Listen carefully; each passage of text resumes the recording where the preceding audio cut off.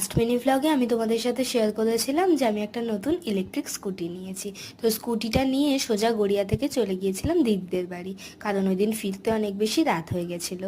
তো ওখানে গিয়ে রাত্রিবেলা একটু রেস্ট নিয়ে সকাল সকাল উঠে আমরা সবাই মিলে বেরিয়ে পড়েছিলাম, স্কুটিটাকে নিয়ে মন্দিরে গেছিলাম।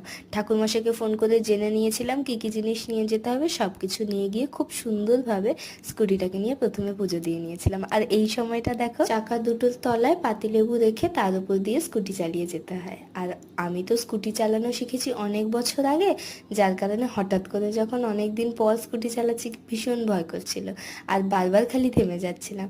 তো এই দিনটা খুব আনন্দ করে কাটিয়েছি। বাড়ি ফেরার আগে ওই মন্দিরের সামনে যে মাঠটা ছিল ওখানে তন্নিকে নিয়ে দু একবার ঘুরে সবাই মিলে বাড়ি চলে আসছিলাম। আর বাড়ি ফেরার পথে গরমে এত কষ্ট হচ্ছিল, তাই সবাই মিলে রাস্তায় দাঁড়িয়ে একটু লাস্সিও খেয়ে নিয়েছিলাম। ভিডিওটা ভালো লাগলে লাইক কমেন্ট করে দিও। Thank you so much for watching guys.